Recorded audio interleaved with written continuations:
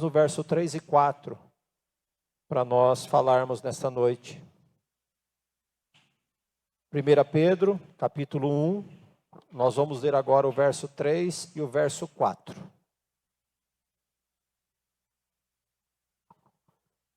Pedro se regozija aqui, nessa introdução, nesse início da carta. Ele diz assim: bendito seja o Deus e Pai de nosso Senhor Jesus Cristo.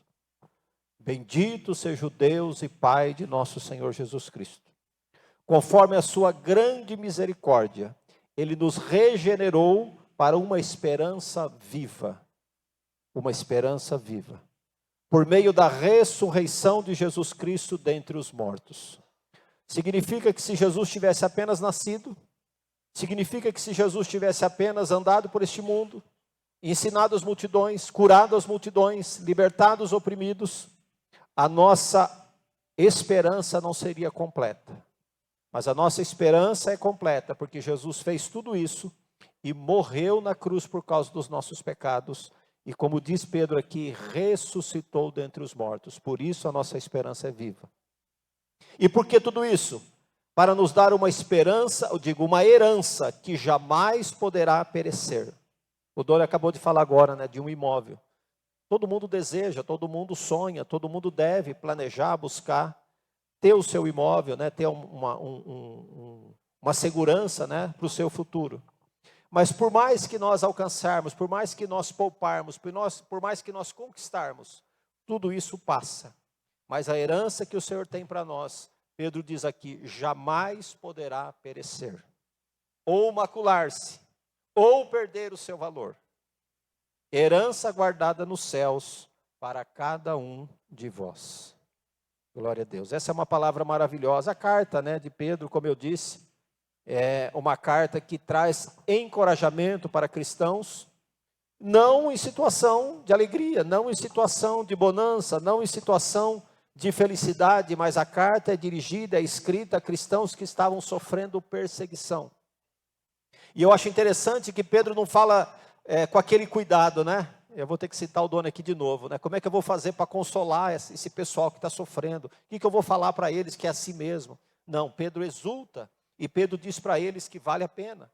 Esses cristãos estavam já sendo espalhados, por várias regiões. Ele cita no início da carta, nós começamos a ler no verso 3, mas no verso 1 ele fala que a carta é dirigida aos cristãos que estão em Ponto, Galácia, Capadócia, Bitínia, Ásia. Então aqueles cristãos, a perseguição havia espalhado aqueles irmãos por vários lugares. E os conselhos que Pedro traz aqui, são para que eles coloquem toda a sua esperança na graça de Deus que está em Cristo Jesus.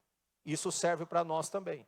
Toda a nossa esperança deve ser na graça de Deus que está em Cristo Jesus. Interessante a Raíza falar aqui, 28 anos de sofrimento. 28 anos de uma dor que não agregou nada na sua vida. Apenas sofrimento, apenas tristeza, apenas aquela lembrança que traz amargura, que traz sofrimento.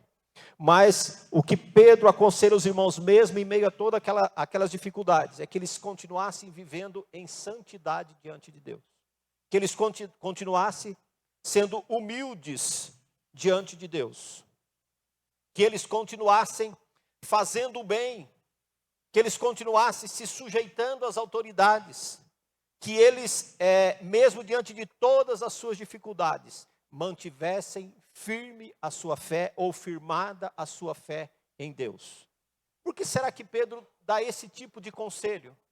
Porque, irmãos, quem tem Deus, quem tem a salvação, quem tem a esperança da vida eterna, nenhum revés, nenhuma dificuldade, nenhuma luta, nenhuma enfermidade, nenhum problema deste mundo poderá subjugar a sua alegria, poderá trazer atraso na sua caminhada, porque é isso que Pedro tem firme no seu coração, é isso que ele tenta passar aqui nessa carta.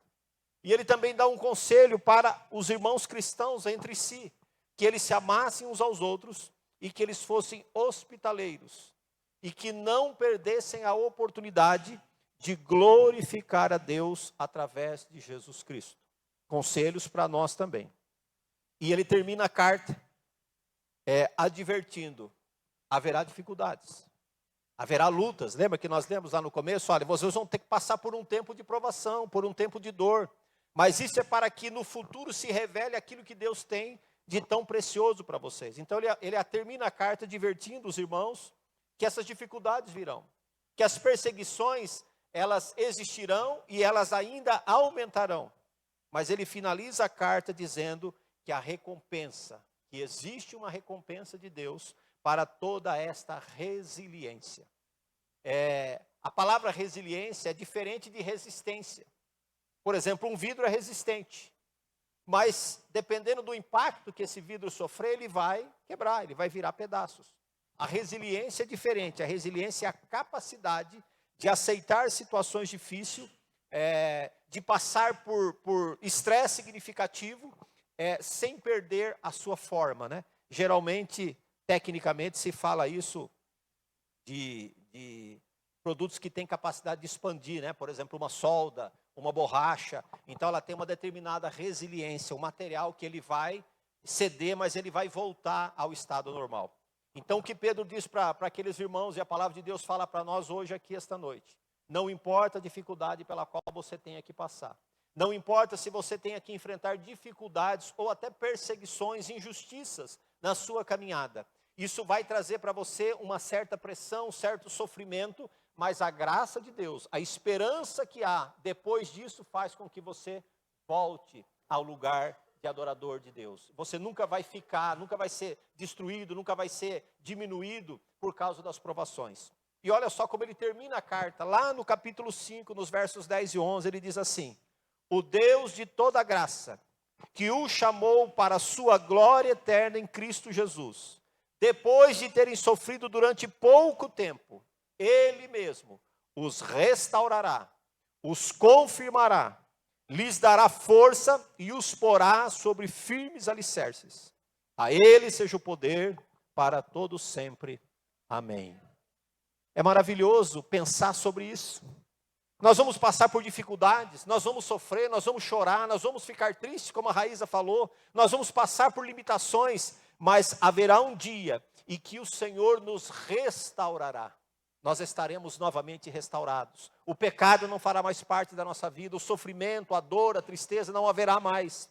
Neste tempo nós seremos confirmados como filhos de Deus, como eleitos de Deus, como justificados por Cristo. E o mais bonito que eu acho nesse texto: Ele nos porá sobre firmes alicerces.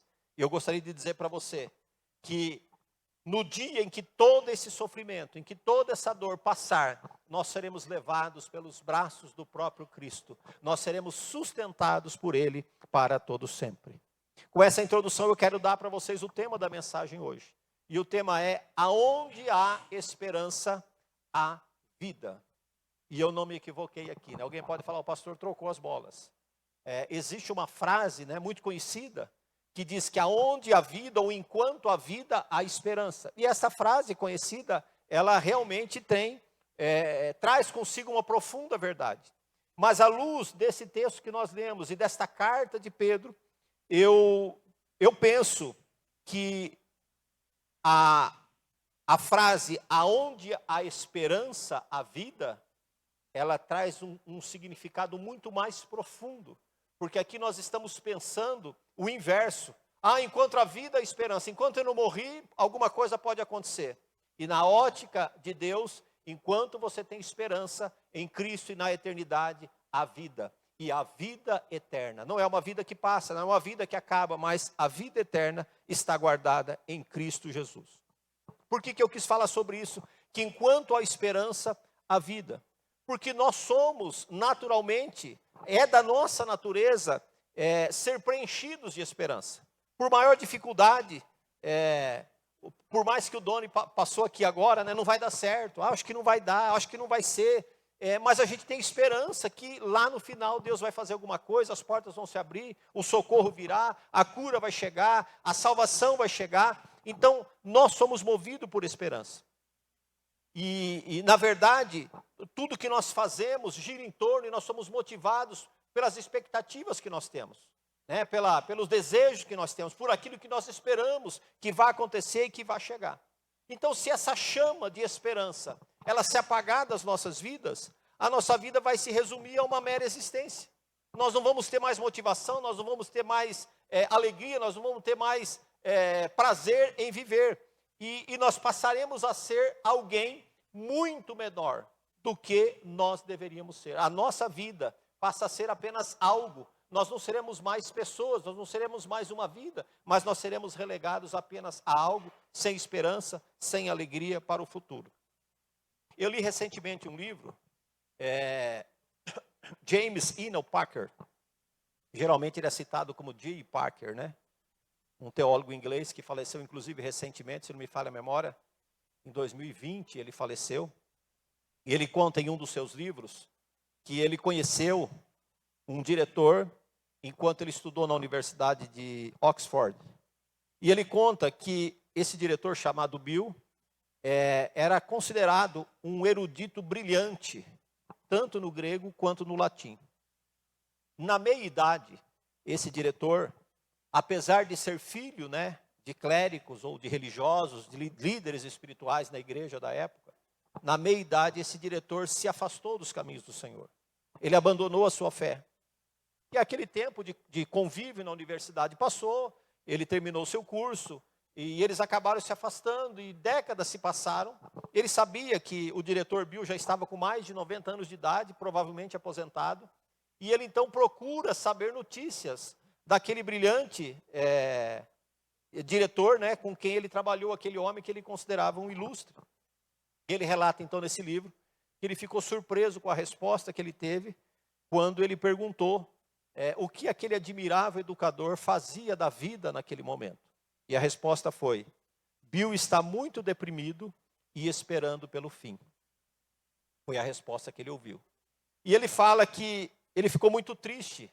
Ele fala que sentiu uma profunda dor e tristeza ao se lembrar do otimismo, da capacidade e do entusiasmo pela vida que o diretor Bill, no apogeu da sua força, né, da sua pouca idade, da sua produção, demonstrou como ninguém. Então, o que eu quero dizer com isso? Alguém que fora brilhante, alguém que conquistou vidas, tanto que o Parker vai procurar saber desse homem 40, 50 anos depois, tanto aquele homem marcou. Ele até fala: ninguém me ensinou como este homem a ter desejo, entusiasmo pela vida. A capacidade dele de motivação e de otimismo era absurda. Então, o que faz um homem experiente e brilhante como esse, depois que os seus dias de vigor passam, ele começa a envelhecer, né? Ele começa a murchar, ao invés de continuar florescendo. Então, essa é uma pergunta que a ciência, a filosofia, a psicologia não responde. Mas a Bíblia nos ensina. A Bíblia fala que o melhor que nós podemos esperar dessa vida não está nesta vida. Quando nós estabelecemos todas as nossas expectativas, quando nós nos apegamos às coisas materiais, quando nós prezamos demais pelas coisas que são deste mundo, nós vamos nos decepcionar. Porque as coisas deste mundo não são suficientes para satisfazer um ser que foi criado para a eternidade. É por isso que todo homem e toda mulher se sente deslocado neste mundo. Se sente como algo estivesse faltando. Enquanto ele não tiver Deus em si, enquanto o Espírito Santo não habitar esta vida, ele vai continuar sendo um homem e uma mulher vazio, um homem e uma mulher sentindo falta de alguma coisa. Apesar de ter riqueza, apesar de ter saúde, apesar de ter família, apesar de ter amigos, apesar de ser influente, apesar de todas essas coisas, está aqui o diretor Bill, um homem brilhante, um homem admirado, um homem reconhecido pelas suas capacidades, mas que ao se afastar de Deus, ele perdeu todo o brilho e agora ele definha. Você imagine a tristeza de alguém dizer, está esperando pelo fim. O que seria o fim? A morte? E principalmente alguém que conhece a palavra de Deus, que conhece o Evangelho, sabe que o fim não é a morte. Que a morte é apenas a passagem para a eternidade. As nossas almas são eternas. O nosso corpo tomba, mas a nossa alma é eterna. E nós vamos viver eternamente. Ou com Deus ou sem Deus, mas viveremos eternamente. Então, nós não podemos viver sem esperança. Nós precisamos alimentar a esperança no nosso coração e na nossa vida. As crianças esperam poder fazer certas coisas quando crescerem, não é assim? os adolescentes esperam poder comprar algumas coisas ou ir a alguns lugares só quando eles tiverem dinheiro. Né, Pedro? Já está dando para ir, né? Os recém-casados esperam ter uma boa renda, esperam ter uma boa casa, esperam ter filhos maravilhosos. Aqueles que são já maduros, né, os casais maduros, esperam que os filhos se formem e se tornem independentes e se casem. Vejam que as expectativas, elas existem em todas as idades. A criança, o adolescente, os jovens, para dizer dos jovens, o jovem espera encontrar o príncipe encantado, a jovem, ou o jovem espera encontrar a sua princesa e ter, né, um lar maravilhoso, uma família bonita. Tudo isso é esperança, tudo isso é desejo. Os casais maduros, então, esperam que os filhos se formem, que se casem, que tenham família. E os trabalhadores? Eles esperam um dia poder se aposentar para ter tempo livre para poder viajar. Né? Aqui só o Rogério e a Neuza têm ainda esse privilégio, né? O resto ainda está esperando. Mas será que não há nada mais para experimentarmos além disso? É um fato. Isso eu posso dizer para você no Brasil, porque eu pesquisei, apesar da pandemia, de 20 para 21, a expectativa de vida no Brasil aumentou em 3 meses. Então, apesar das pessoas viverem mais do que viviam no passado, parece que essa experiência de vida prolongada, ela tem sido mais de carência, de tédio, de sofrimento, do que mesmo de esperança ou de produtividade. Não é assim? Quantos idosos você conhece que a sua vida, a sua referência de boa vida, se resume a uma poltrona confortável? Pensa no idoso, olha, esse idoso está vivendo bem os seus últimos dias. Então, ele precisa de uma poltrona confortável, ele precisa de uma TV, dependendo, né, do idoso, uma internet, né, um celular com internet, ter as suas 3 refeições diárias e uma boa cama para dormir à noite. Então a pergunta eu repito, né? Será que nós não podemos esperar mais do que terminarmos os nossos dias apenas diante de uma TV, diante de qualquer outro entretenimento? Será que nós não temos esperança mais para a nossa vida? Seja jovens, pessoas de meia idade, sejam idosos, ou até crianças, estavam entre aqueles cuja carta Pedro envia. Pedro não está enviando uma carta para aqueles que estão moribundos, para aqueles que estão morrendo, ele está enviando uma carta para a igreja, para o povo, para a população daquela época. Ali havia jovens, havia crianças, adolescentes, casais, haviam pessoas maduras. Então Pedro está falando com toda esta sorte de gente sobre a esperança da vida, sobre a esperança da eternidade, sobre não estabelecemos todas as nossas expectativas, tudo que nós desejamos ou pensamos, como se isso estivesse limitado apenas a essa vida. Então, Pedro não fala para eles, olha, eu acho melhor vocês repensar esse negócio de cristianismo, senão vocês vão continuar sofrendo. Pedro não fala para eles, olha, vocês que são jovens, procurem uma outra carreira, procurem outro rumo, porque olha, nesse caminho de cristianismo vocês vão sofrer. Não, muito pelo contrário, ele fala, vocês vão sofrer e vale a pena sofrer. Há algo especial, há algo maravilhoso, há algo além do sofrimento. Note que ele fala no texto que nós lemos, que aquilo que nós vamos receber é mais precioso do que o ouro puro. Imagine o ouro provado no fogo. Aquilo que o Senhor tem preparado para os seus fiéis tem muito mais valor do que o ouro puro. E se nós nesse mundo, o máximo que nós podemos ter, se tivermos, ouro puro, imagine se cada um de nós aqui tivéssemos 1 ou 2 barras, ou meia barra de ouro puro em casa. Você ia se sentir rico, abastado. E Pedro está dizendo, isso não é nada comparado com aquilo que o Senhor tem para nós. Então, pelo contrário, Pedro está encorajando esses irmãos e diz, assim mesmo, vai ter luta, vai ter desafio, vai ter sofrimento, vai ter perseguição, mas há apenas uma porta para a salvação. Há apenas uma ponte que sai do abismo e vai para o lugar seguro. Há apenas uma escada que liga a terra ao céu e leva você diante de Deus. E você encontrou este caminho. E você encontrou esta porta. Não abandone o seu Cristo. Continue firme. Continue firmado nas suas promessas. Continue trabalhando. Continue vivo para Deus. Para que você possa chegar lá naquele dia. Então a vida do cristão à luz dessa carta de Pedro é muito diferente da vida do diretor Bill. alguém que vai definhando aos poucos, alguém que vai perdendo o brilho, alguém que vai perdendo a vida, alguém que vai perdendo a produtividade. Olha o que diz Provérbios capítulo 4, verso 18, se você quiser abrir a sua Bíblia aí. Provérbios 4, 18 diz assim: mas a vereda dos justos é como a luz da aurora, que vai brilhando mais e mais até ser dia perfeito. Então, se nós estamos falando de justos, de salvos, de justificados, de escolhidos de Deus, nós podemos pegar parafrasear essa expressão de Provérbios e dizer que o nosso caminho, a nossa vida, é como a luz da aurora. A nossa vida não vai se apagando, pelo contrário, a nossa vida vai se acendendo. À medida que os dias passam, à medida que nós vamos vivendo, nós vamos brilhando mais e mais, até ser dia perfeito. Quando será o dia perfeito? O dia da nossa chamada. O dia perfeito é o dia em que nós estivermos diante do Senhor. O dia perfeito ou é o dia do arrebatamento da igreja, ou é o dia do nosso chamamento individual, mas haverá o dia perfeito em que nós estaremos diante do Senhor. Então a vida do justo é diferente por isso, porque a vida do justo, ela inspira, a vida do justo ilumina, a vida do justo instrui, a vida do justo edifica, a vida do justo espalha luz em todos os lugares, pelo seu exemplo, pelas suas experiências, pelo seu testemunho. Os justos não murcham, os justos não defiam, pelo contrário, crescem cada vez mais em conhecimento, em graça, em comunhão e em consolação. Desculpe eu citar você de novo, Raíssa, mas eu acho que passou pela sua cabeça, né? Meu Deus, eu podia sentir isso durante todos esses anos. E durante todos esses anos você trocou a alegria do Espírito, a alegria completa de Deus, de comunhão, de perdão, de se sentir filha de Deus, por um sentimento mesquinho, por um sentimento de dor.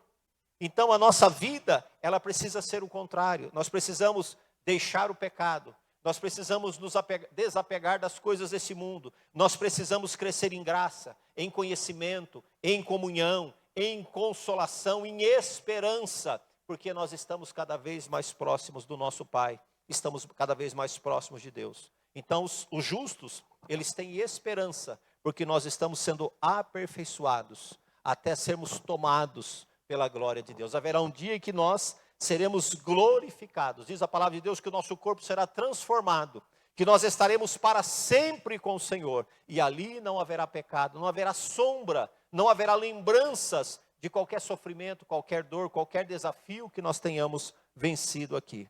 Esse é o justo. O ímpio, infelizmente, não é assim. O ímpio não tem esperança. O ímpio, enquanto não encontra Cristo, enquanto não entrega a sua vida para o Senhor, ele vai viver em trevas, ele vai permanecer na escuridão. Eles não têm esperança, não têm esta alegria. E eu quero que você leia mais um texto agora. Eu quero olhar rapidamente com você alguns personagens bíblicos, para você não achar que eu estou aqui filosofando. O Salmo 71 é um salmo de Davi. E eu acho lindo o privilégio de Davi nesse salmo, ele olhar para trás, ele olhar para o presente e ele olhar para o futuro. Então, se você quer ter um termômetro da sua vida espiritual, olhe para trás. Aonde eu estava, da onde eu vim, o que Deus fez na minha vida. Olhe para o presente, aonde eu estou, o que eu estou fazendo, o que Deus está fazendo na minha vida. E olhe para o futuro, para onde eu vou, o que Deus vai fazer na minha vida. Salmos 71, versos 17 e 18, Davi diz assim: desde a minha juventude, ó Deus, tens me ensinado, e até hoje eu anuncio as tuas maravilhas. Então ele está olhando para o passado.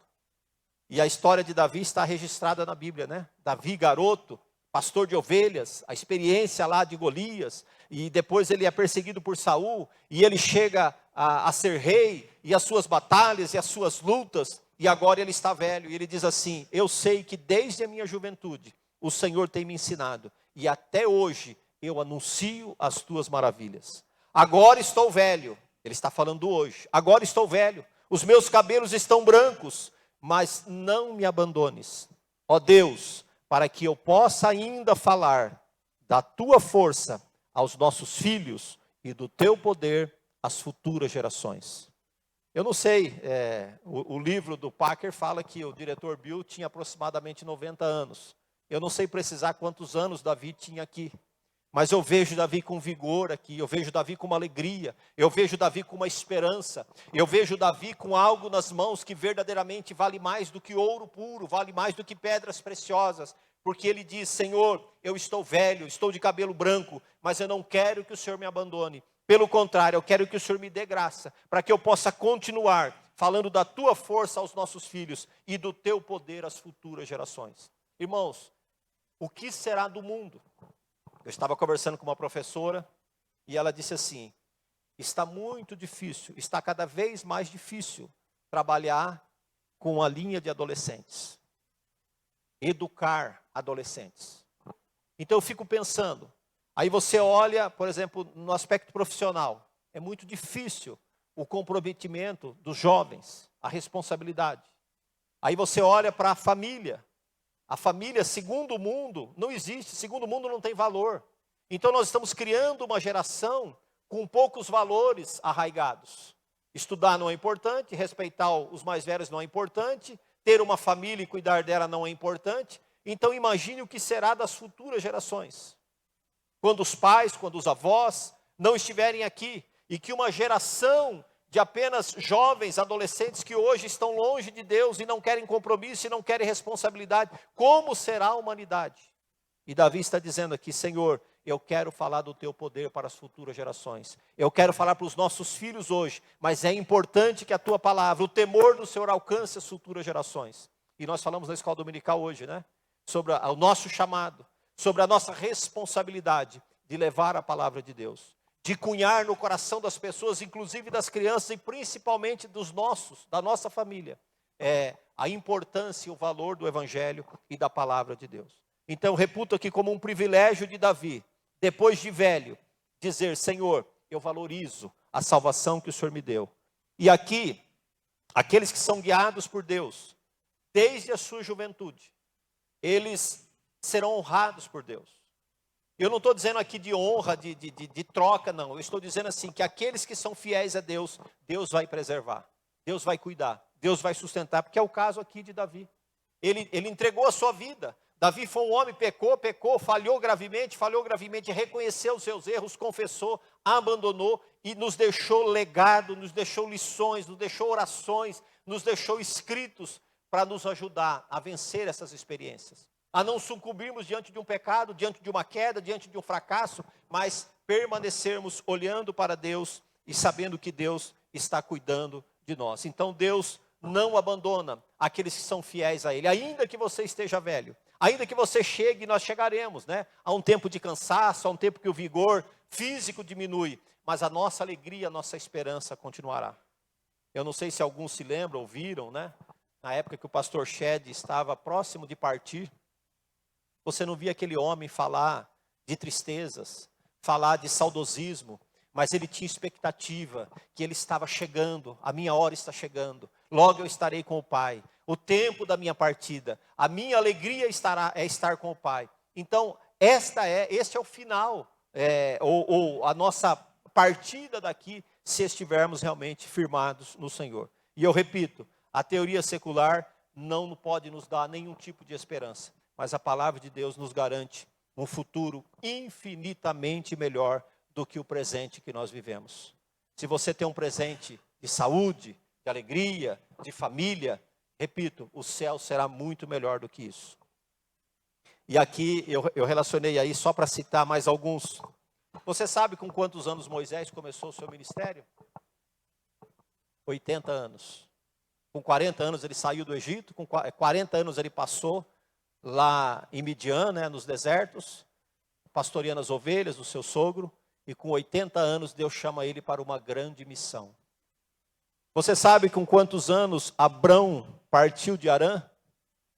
75 anos. E você sabe quantos anos tinha Calebe quando ele entrou em Canaã? E esse texto eu quero ler com vocês, Josué capítulo 14, versos 10 e 12. Josué 14, 10 e 12 diz assim: pois bem, o Senhor me manteve vivo. Aqui Josué dando o seu testemunho. O Senhor me manteve vivo, como prometeu.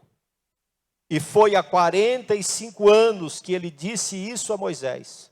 quando Israel ainda caminhava pelo deserto. Por isso, estou aqui hoje, com 85 anos de idade.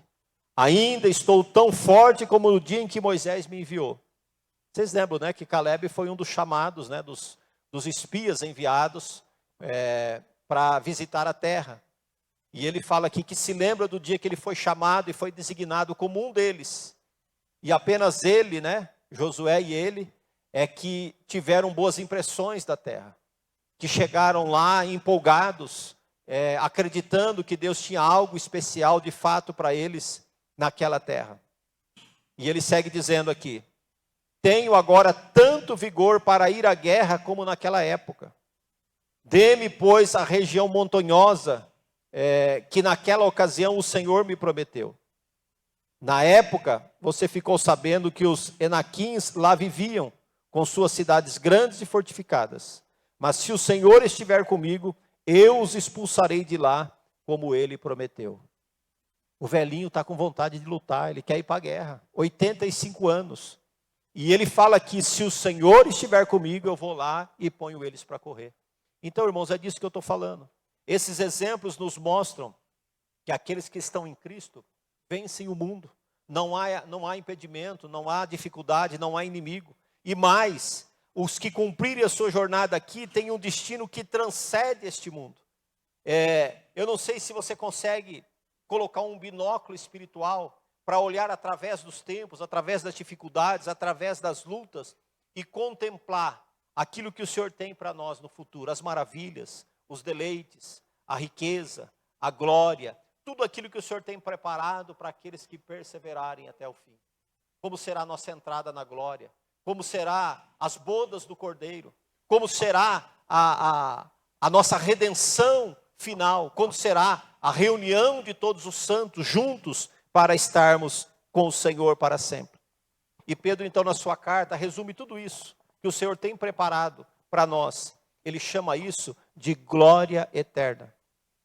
E eu creio que todos os autores da Bíblia, todos os escritores da Bíblia, o próprio Jesus, certamente Jesus, esperam que esse destino, isso que a palavra de Deus nos mostra como promessa, como futuro, nos traga entusiasmo, de alguma forma nos encoraje, de alguma forma traga empolgação, alegria para o nosso coração, traga admiração para aquilo que nós fomos chamados. Nós não fomos chamados para qualquer coisa, nós não estamos caminhando para qualquer lugar, nós estamos caminhando para a eternidade com Deus. Nós estamos caminhando para estar com Cristo, o vencedor, o general, o Senhor dos exércitos, o Deus Todo-Poderoso, aquele que morreu, aquele que ressuscitou, que venceu a morte, que morreu na cruz, derramou o seu sangue, resgatou-nos da perdição. É para lá que nós estamos indo. Isso precisa nos empolgar, isso precisa nos alegrar. Nós precisamos valorizar isso.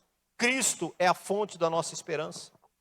E é por isso que os autores do Novo Testamento, especialmente, e eu reservei aqui um texto de Paulo, eles são extraordinariamente otimistas. Você sabe que quando Paulo escreve a segunda carta aos Coríntios, Paulo está precisando resolver algumas questões importantes naquela igreja. O seu apostolado está sendo questionado.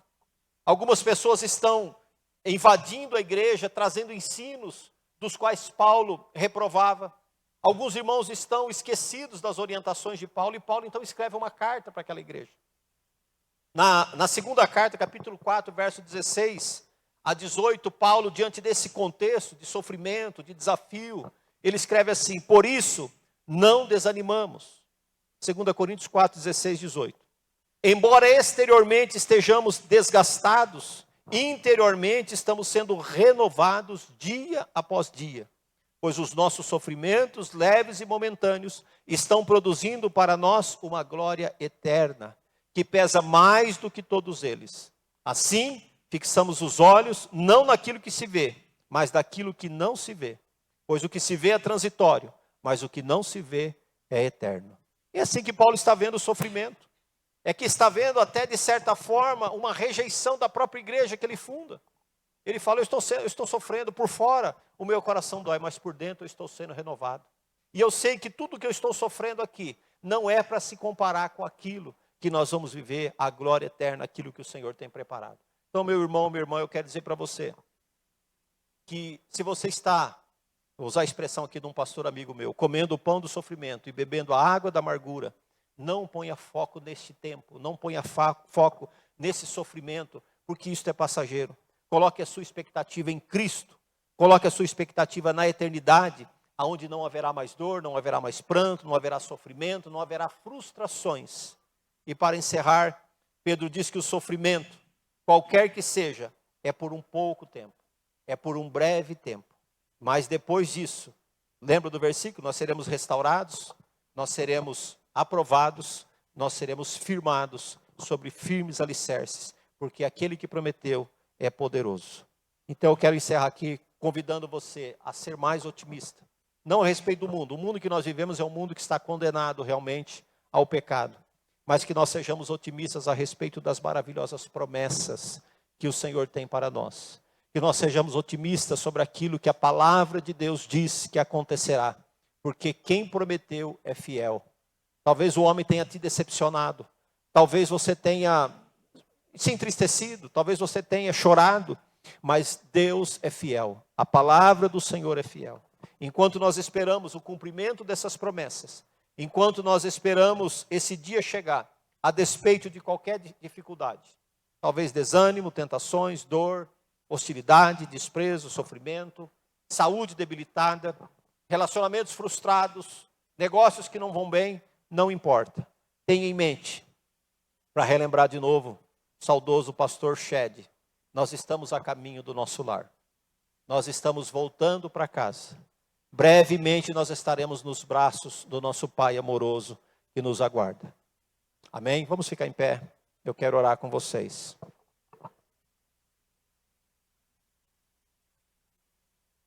Se há essa esperança no seu coração, a vida, como eu disse, o tema é esse. Se há esperança, a vida. Então, se você tem essa esperança no seu coração, você tem a vida eterna em Cristo.